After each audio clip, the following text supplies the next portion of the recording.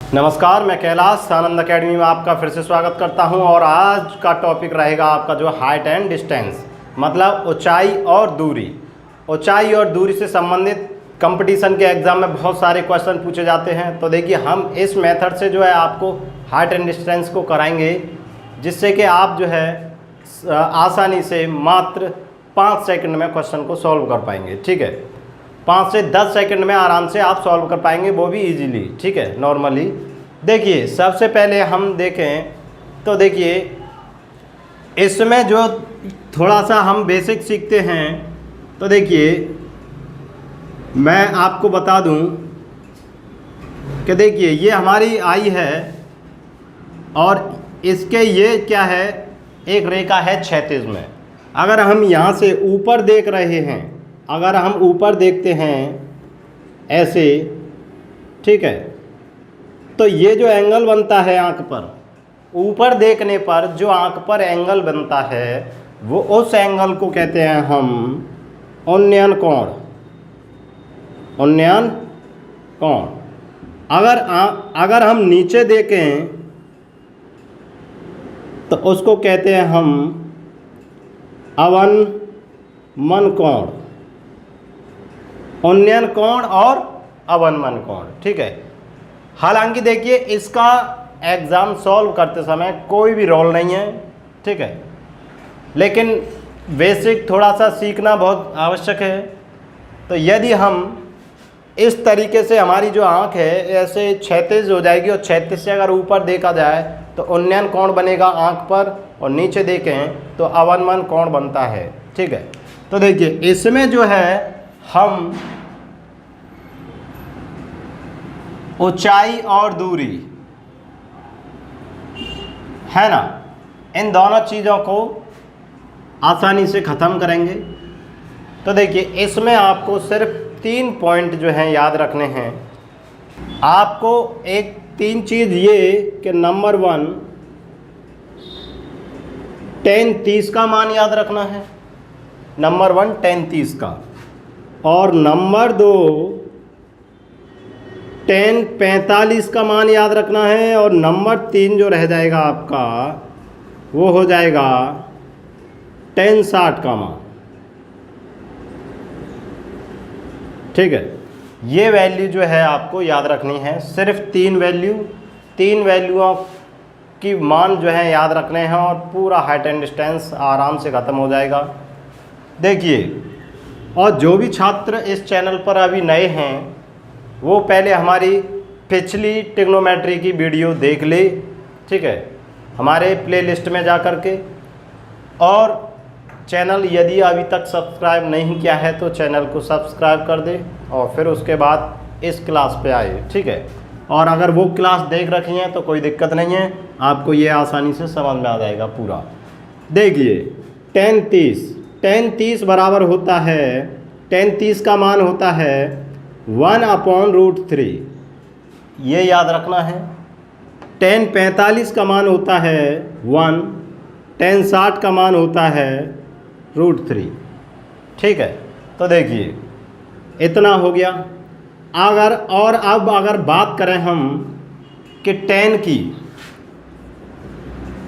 Theta की, तो tan theta बराबर होता है लंब बटे आधार।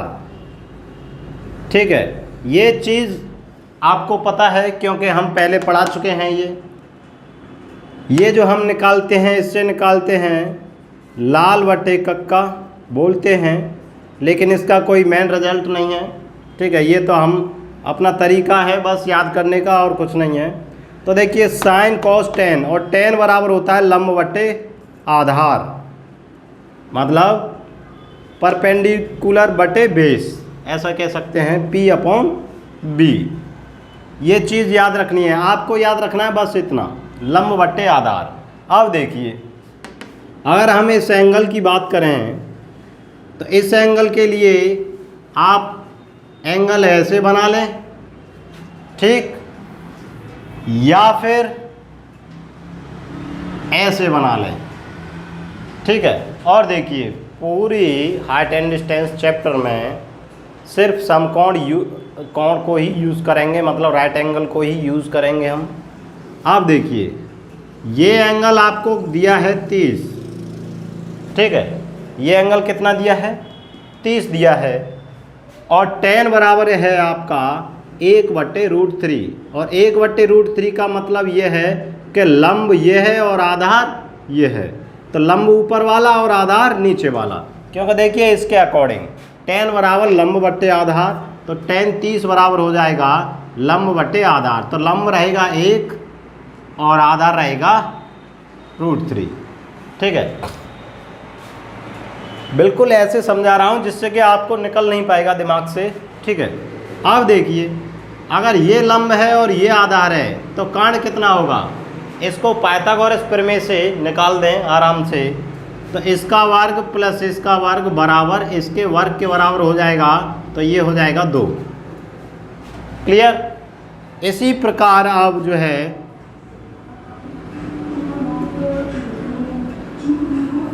इस वाले एंगल के लिए लें, tan 45 बराबर 1 है, और 1 को आप लिख सकते हो 1/1, 1 को क्या लिख सकते हैं 1/1 लिख सकते हैं, तो 1 क्या रहेगा लंब और 1 ही रहेगा आधार। क्लियर। अब काण कितना आ जाएगा, हाइपोटेनियस कितना आ जाएगा आपका √2, ठीक है, और ये एंगल कितना है 45, और लास्ट एंगल हो जाएगा आपका जो है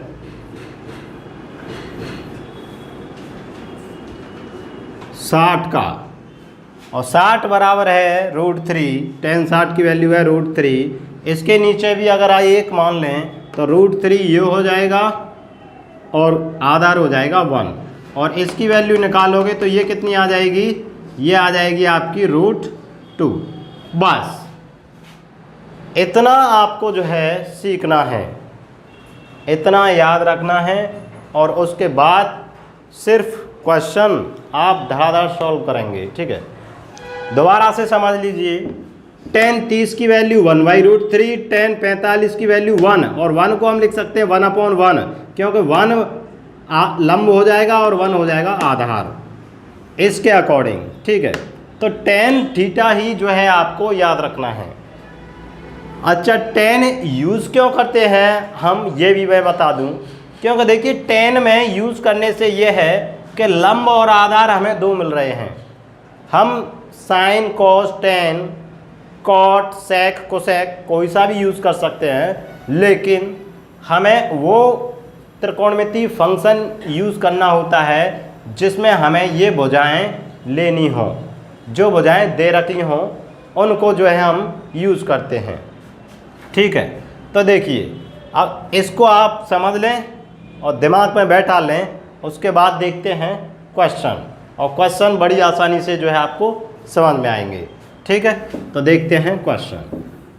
ये क्वेश्चन है आपकी RS अग्रवाल का त्रिकोणमिति चैप्टर का क्वेश्चन नंबर 95। 95 से पहले सभी जो है ट्रिग्नोमेट्री के क्वेश्चन हैं, और 95 से सभी हाइट एंड डिस्टेंस के हैं। तो आप बुक में देख सकते हैं या फिर यहाँ देखिए, आप क्वेश्चन यहाँ देख सकते हैं। क्वेश्चन नंबर है 95। देखिए क्वेश्चन नंबर 95 कह रहा है आपसे कि दिन के एक निश्चित समय पर एक स्तंभ तथा इसकी परछाई की ऊंचाई का अनुपात 1:√3 है।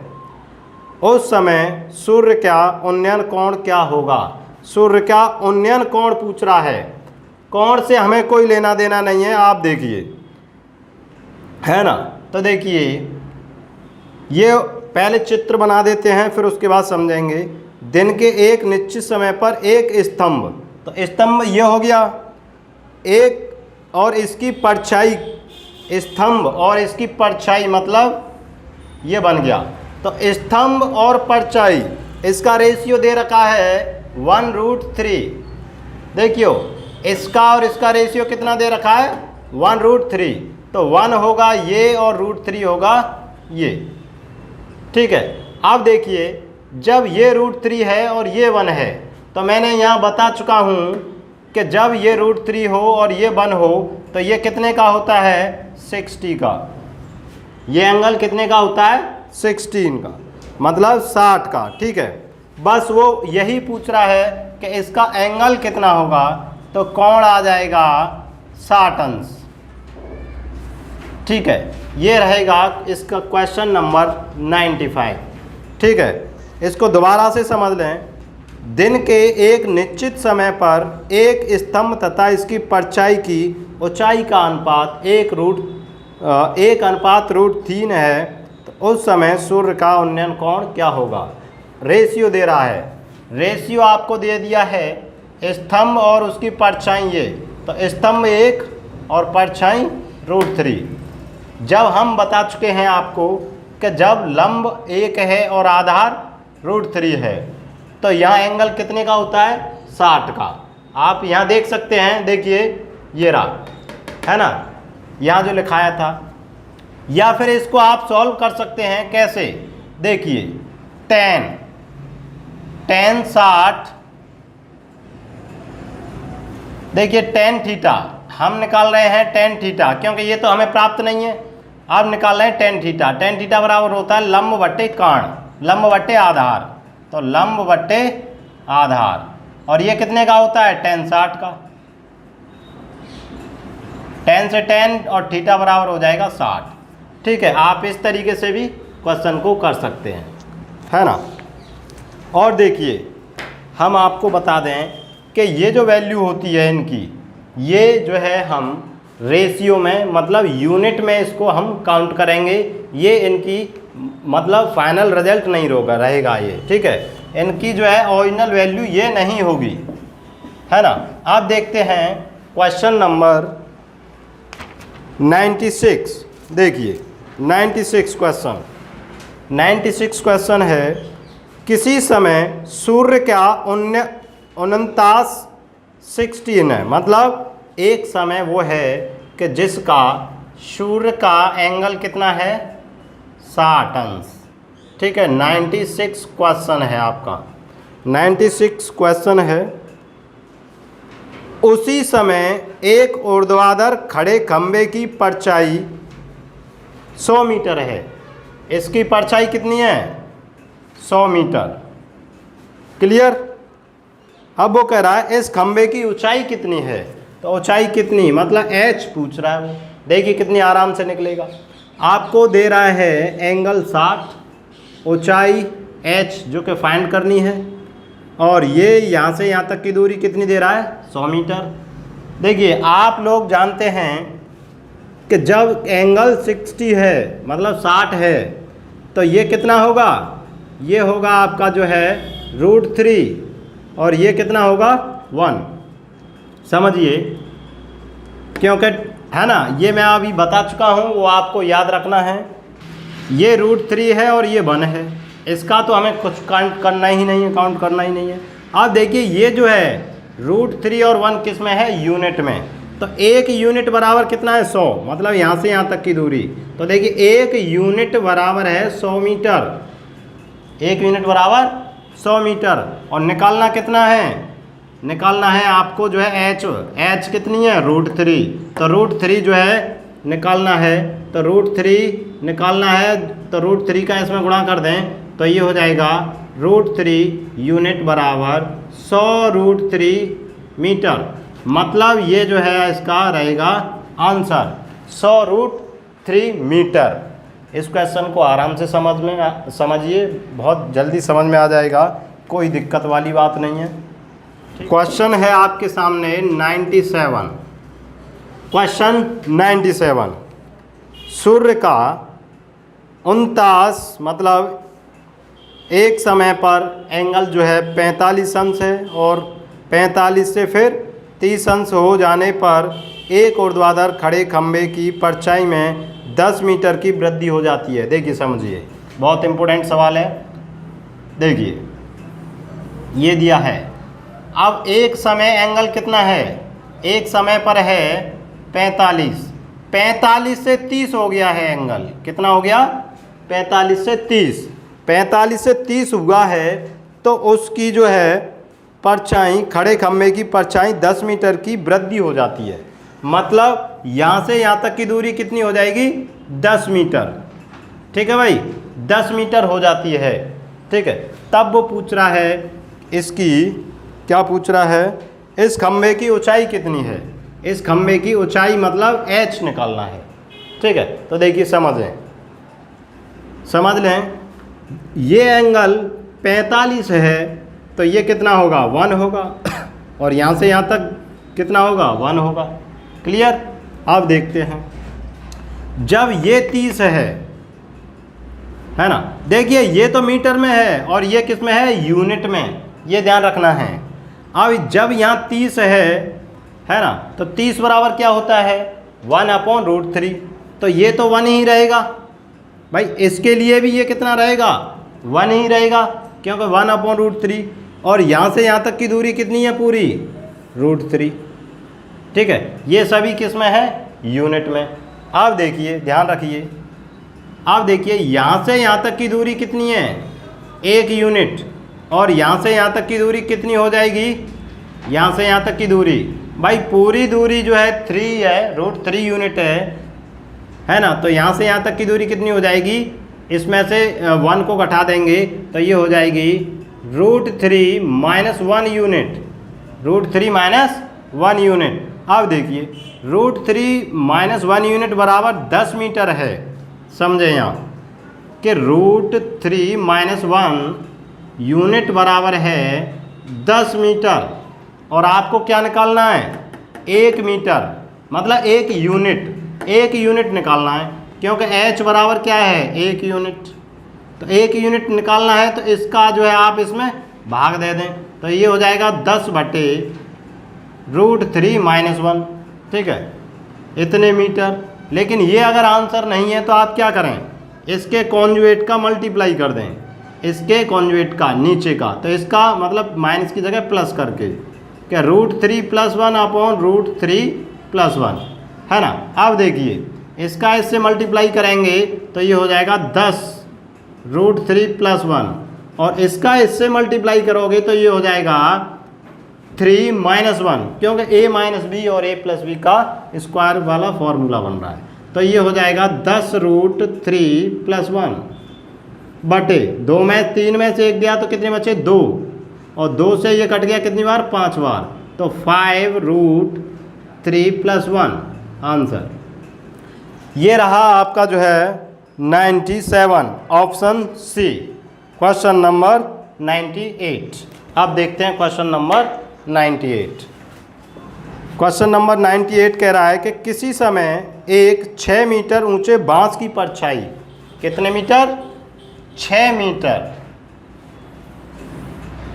6 मीटर ऊंचे बांस की परछाई, मतलब ये 2√3 है, कितनी है, 2√3 है। ठीक है, 2√3 लंबी है, तो उस समय सूर्य का उन्नयन कोण, मतलब ये एंगल निकालना है।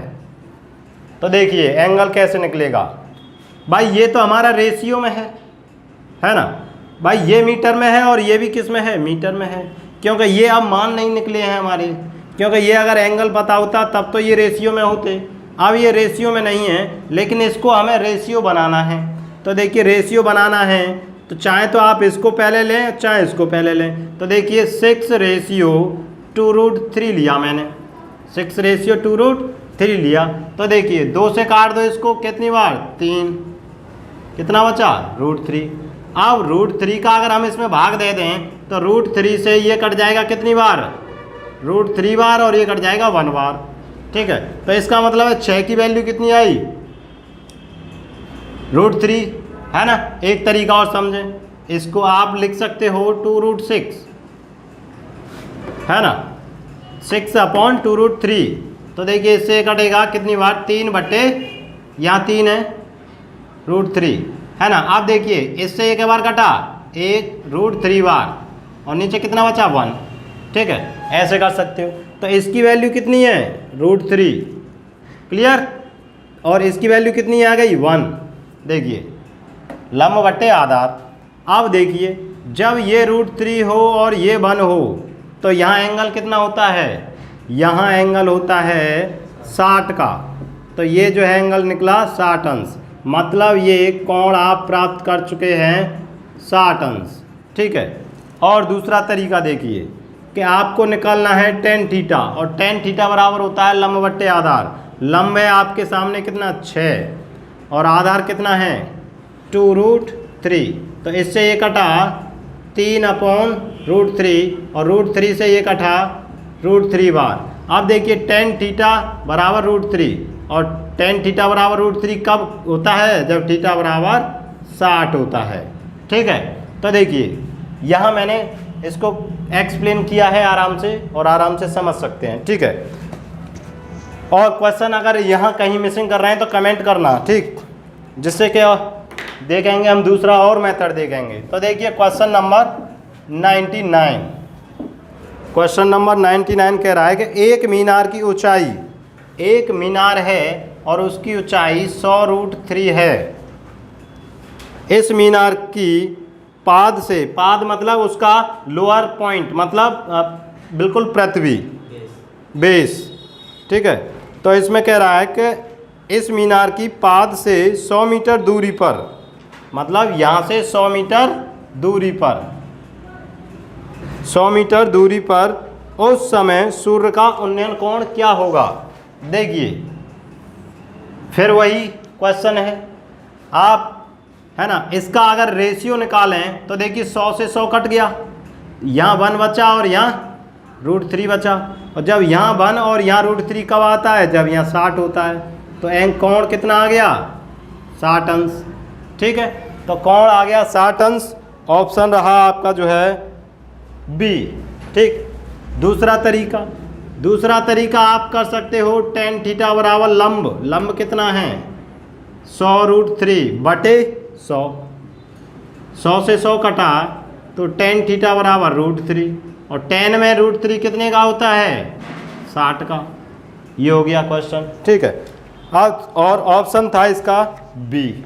आप देखते हैं क्वेश्चन नंबर 100। एक मीनार की पाद से 30 मीटर दूरी पर, एक मीनार है और उसके पाद से 30 मीटर दूरी पर स्थित बिंदु से इसकी चोटी का उन्नयन कोण, इसकी चोटी का उन्नयन कोण 30 अंश है, 30 अंश है। इस मीनार की ऊंचाई क्या है। तो देखिए h निकालना है। जब ये 30 होता है तो ये कितना होगा, ये होता है 1 और ये होता है √3। ठीक है। अब √3 बराबर 30 है, √3 यूनिट बराबर कितना है 30 मीटर। तो एक यूनिट बराबर कितना हो जाएगा 30/√3 मीटर। √3 का ऊपर नीचे कर दें मल्टीप्लाई, तो देखिए 30/√3 तो इसका ऐसे गुणा करेंगे तो रूट नीचे से तो कट जाएगा, 3 मिलेगा। तो 30√3 इससे ये कटा तो 10√3, तो 10√3 मतलब एक यूनिट बराबर 10√3। और हमें चाहिए क्या h भी तो एक ही यूनिट है, तो h बराबर 1 यूनिट, मतलब ये वैल्यू क्या है निकली h की निकली। ठीक है। और ये क्वेश्चन था आपका 100वां। ऑप्शन रहेगा डी, ऑप्शन रहेगा इसका डी। ठीक। क्वेश्चन अब देखते हैं 101। आप यहाँ देखें, एक पतंग की डोर 100 मीटर लंबी है। बिल्कुल सही। एक पतंग है ना, एक पतंग है और वो यहाँ से उड़ाई जा रही है और इसकी डोर कितनी है 100 मीटर। ठीक है भाई, 100 मीटर है और एंगल बना रहा है 60 का। तब क्या निकालनी है h निकालनी है। अब फिर जानते हैं कि जब यहाँ एंगल 60 हो तो ये कितने का होता है, यहाँ हो जाएगा √3 और ये हो जाएगा 1। जब ये √3 और ये 1 तो ये कितना होता है 2। बता चुका हूँ मैं, आप देख लीजिए। तो ये हो जाएगा 2, तो इसका मतलब है 2 यूनिट बराबर कितना 100। तो 2 यूनिट बराबर 100 मीटर, तो 1 यूनिट बराबर 50 मीटर, क्योंकि 2 का इसमें दे देंगे भाग, तो 1 यूनिट बराबर 50 मीटर। लेकिन निकालना कितना है √3, तो √3 बराबर h बराबर निकालना है हमें √3 यूनिट। तो √3 यूनिट क्या मतलब है, इसमें आप जो है गुणा कर दीजिए, तो 50 √3 मीटर, ये हो गया आपका आंसर। क्वेश्चन नंबर 101 का ऑप्शन रहेगा 50 √3, ऑप्शन नंबर बी। ठीक है, ऑप्शन नंबर बी। देखते हैं नेक्स्ट क्वेश्चन। 1 से 2 क्वेश्चन नंबर है। भूतल पर स्थित किसी बिंदु से एक मीनार की चोटी का उन्नयन कोण 30 अंश है। देखिए ये थोड़ा सा बड़ा है लेकिन कोई दिक्कत वाली बात नहीं है। ठीक है, देखिए भूतल पर स्थित किसी बिंदु से, भूतल पर मान लो ये बिंदु है, भूतल पर स्थित किसी बिंदु से एक मीनार की चोटी का उन्नयन कोण 30 अंश है। ठीक है भाई, ये एंगल कितना है, 30 अंश है। इस बिंदु से मीनार की ओर 20 मीटर चलने पर, इस बिंदु से किधर, मीनार की ओर, मान लिया यहाँ आ गया, कितना आ गया, 20 मीटर आ गया भाई। 20 मीटर चलने पर स्थित चोटी का उन्नयन कोण 60 अंश हो जाता है। कितना हो जाता है, 60। तब क्या निकालना है, h। देखिए समझिए, ये जो है आपको समझना है क्वेश्चन, है ना। जब ये 60 है तो ये कितना होगा, ये 60 है तो ये होगा जो है आपका √3, और ये कितना होगा 1। क्लियर, ये यूनिट में है। अच्छा, जब ये 30 है तो ये कितना होगा, ये होगा 1 इसके लिए, और ये पूरी दूरी मतलब यहाँ से यहाँ तक की, क्योंकि इसके लिए तो यहाँ तक काउंट होगी, तो ये कितनी हो जाएगी, √3। अब देखिए इसमें एक चीज़ है, एक काम करना है कि ये रेशियो जो है आपको बराबर करना है। तो ये रेशियो बराबर करने के लिए अगर मैं देखिए √3 को 1 बनाऊंगा तो इसमें √3 का भाग देना पड़ेगा। अगर 1 को √3 बनाऊंगा तो 1 में √3 का गुणा करना पड़ेगा। ठीक है, तो ये रेशियो हमेशा आपको क्या करना है, समान करना है। जब यहाँ करोगे तो यहाँ करना पड़ेगा, यहाँ करोगे तो यहाँ करना पड़ेगा। ठीक है, जिसमें मतलब ये कि इसमें जब करोगे जब इसमें करेंगे, और इसमें कब करेंगे, जब इसमें करेंगे। ये एक दूसरे से रिलेशन से है ना। तो देखिए ये तो रहेगा हमारा पुराना रिजल्ट। अब न्यू रिजल्ट हमें बनाना है, तो हमने इसमें क्या कर दिया, √3 से कर दिया गुणा। इसमें √1 में, ओनली 1 में √3 से गुणा किया तो ये भी √3 आ गया। ठीक है, तो इसको तो हम यूज़ नहीं करेंगे, इसको यूज़ करेंगे, ध्यान रखना है। देखिए 1 में √3 का गुणा किया तो √3 आ गया। आप ध्यान रखें 1 में किया है, और 1 का संबंध किससे है, इससे, क्योंकि इसके लिए ही तो 1 था। तो इसमें भी जो आप √3 का मल्टीप्लाई करेंगे तो ये कितना हो जाएगा, ये हो जाएगा आपका जो है 3। ये ध्यान रखना है। तो यहाँ से यहाँ तक की दूरी कितनी हो जाएगी, 3। ये जो है आपका यूनिट में है। अब क्या करोगे आप, इससे तो हम यूज़ नहीं करेंगे, यूज़ करेंगे हम 3 को। देखिए यही क्वेश्चन समझना है। अब यहाँ से यहाँ तक 1 यूनिट है, और पूरा कितना है, पूरा है 3 यूनिट। तो देखिए ये जो है 1 यूनिट है, और यहाँ से यहाँ तक कितना हो जाएगा, 2 यूनिट, क्योंकि पूरा कितना है 3 यूनिट। यहाँ से यहाँ तक 1 और यहाँ से यहाँ तक 2 यूनिट बराबर कितना है, 20 मीटर। 2 यूनिट बराबर 20 मीटर, तो 1 यूनिट बराबर आ गया 10 मीटर। अब निकालना क्या है, h।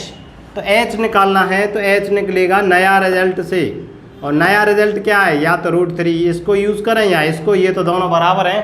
तो h निकलेगा आपका जो है √3 यूनिट बराबर, क्योंकि ये यूनिट में है तो इसकी वैल्यू निकालनी है, तो 10 √3 मीटर। ठीक है, ये रहेगा इसका आंसर।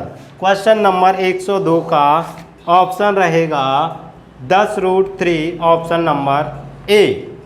नेक्स्ट क्वेश्चन 103 क्वेश्चन है कि एक आयत के विकर्ण की लंबाई 8 सेमी है। बहुत बढ़िया सवाल है। एक आयत है और उसके विकर्ण की लंबाई 8 सेमी है। भुजा तथा विकर्ण के बीच का कोण 30 अंश है। इस आयत का क्षेत्रफल निकालना है। समझिए, देखिए यहाँ से यहाँ तक की दूरी जो कि 8 सेमी दे रखा है, और हम जानते हैं कि ये 30 हो तो ये कितना होता है 1, और यहाँ से यहाँ तक दूरी कितनी हो जाएगी √3। तो ये तो रेशियो में है, इनको भुजा मत समझ लेना, कहीं आयत का क्षेत्रफल निकाल के इसका सूत्र निकाल कर रख दें कर दें, क्वेश्चन गलत हो जाएगा। अब आपको देखना है कि जब ये 30 है, ये √3 होता है, ये 1 होता है, तो ये कितना होता है 2। तो 2 बराबर कितना है, 2 यूनिट बराबर 8 सेमी, तो 1 यूनिट बराबर 4 सेमी। इसका मतलब है कि ये भुजा कितनी है 1 यूनिट, तो 1 यूनिट कितना निकला 4। अब निकालनी है आपको ये भुजा, और ये भुजा कितनी है √3, तो ये भुजा √3 है, तो यहाँ से 1 निकाल लिया है तो √3 और निकाल लें, तो √3 यूनिट बराबर हो जाएगा 4√3 सेमी। तो ये कितना आ जाएगा 4√3 सेमी, और ये 4 सेमी। अब निकाल दीजिए आयत का क्षेत्रफल, ये होता है लंबाई गुणा चौड़ाई, मतलब इसका और इसका मल्टीप्लाई। तो 4√3 × 4 बराबर 4 तिया 12, 4 तिया 12√3 सेमी स्क्वायर, क्योंकि ये क्षेत्रफल है तो इसलिए ये सेमी स्क्वायर रहेगा। ऑप्शन रहेगा इसका 4 चौक 16 हो जाएगा, यहाँ 4 तिया 12 नहीं, 4 चौक 16, तो ये रहेगा ऑप्शन बी 16√3। ठीक, अब देखते हैं नेक्स्ट क्वेश्चन कि एक मीनार, ये क्वेश्चन ज़्यादा बड़ा है यार, फिर छोड़ना पड़ेगा। चलो देखते हैं। ये देखिए, एक मीनार की पाद से क्रमशः ए तथा बी पर एक ही रेखा पर, मतलब उसने ये कहा है कि एक मीनार है और वहाँ से यहाँ तक की दूरी ए है, फिर और दूसरा बिंदु है ना, एक बिंदु ये है, क्लियर, और दूसरा बिंदु ये है, और यहाँ से यहाँ तक की दूरी कितनी है बी है ना भाई। और ये एंगल कैसे हैं, एक दूसरे के पूरक हैं, एक दूसरे के क्या हैं पूरक। पूरक का मतलब होता है कि दोनों एंगल लॉ का योगफल 90। अगर इस एंगल को आप जो है थीटा मानते हो तो ये एंगल कितना मानना पड़ेगा, ये मानना पड़ेगा 90 माइनस थीटा। क्लियर, यहाँ से यहाँ तक की दूरी ए है और ये पूरी दूरी कितनी है बी, और यहाँ से यहाँ तक की दूरी कितनी हो जाएगी, यहाँ से यहाँ तक की दूरी हो जाएगी आपकी जो है कितनी हो जाएगी बी माइनस ए, लेकिन इसका हमें कोई यूज़ नहीं है। तो आप देखिए है ना, अब ये दूरी कितनी है ये इसकी पता नहीं है, तो इसको हम मान ये दे रखा है, शायद इसमें नहीं दिया है, ठीक है, तो इसको हम मान लेते हैं h। क्लियर, अब देखिए ये थोड़ा सा और तरीके से करना पड़ेगा, बेसिक है। तो देखिए ये लंब है और ये आधार है, तो लंब बटे आधार किस में होता है tan में। तो देखिए tan थीटा बराबर लंब बटे आधार, मतलब tan थीटा बराबर हो जाएगा h/a, है ना, h/a समीकरण नंबर फर्स्ट नाम दे दें। अब लें इसको ले लें, है ना, इसके लिए क्या हो जाएगा tan 90 माइनस थीटा बराबर h/ पूरा कितना हो जाएगा आपका जो है b, पूरा कितना हो जाएगा b, यहाँ से यहाँ तक दूरी कितनी है b। अब देखिए tan 90 माइनस थीटा होता है cot थीटा बराबर h/b समीकरण नंबर 2। अब इन दोनों का कर दें गुणा, इन दोनों का क्या कर दें, इन दोनों का मल्टीप्लाई कर दें। तो देखिए tan theta into cot theta h/a into h/b। तो देखिए tan से tan कट जाता है, मैं बता चुका हूँ पहली वीडियो में, ठीक है। तो इसकी वैल्यू हो गई 1 और ये हो गया h²/ab। तो इसको इधर लाओगे तो ये हो जाएगा h²ab, तो h बराबर आ जाएगा रूट में ab, ठीक है। ये रहेगा इसका आंसर, ऑप्शन रहेगा इसका सी, ऑप्शन सी, ठीक। तो देखिए ये हो जाता है क्वेश्चन आपका जो है 104, ठीक है। और वीडियो हम यहीं समाप्त करते हैं, और वीडियो अच्छा लगा है तो दोस्तों से शेयर करें, लाइक करें, सब्सक्राइब करें और कमेंट ज़रूर करें। अभी अगली वीडियो हम यहाँ से आगे वाली क्वेश्चनों के लिए बनाएंगे, ठीक है। तो उसके लिए चैनल को सब्सक्राइब कर दें, जिससे कि आपको सबसे पहले नोटिफिकेशन मिले। और यहाँ तक वीडियो देखने के लिए बहुत बहुत धन्यवाद।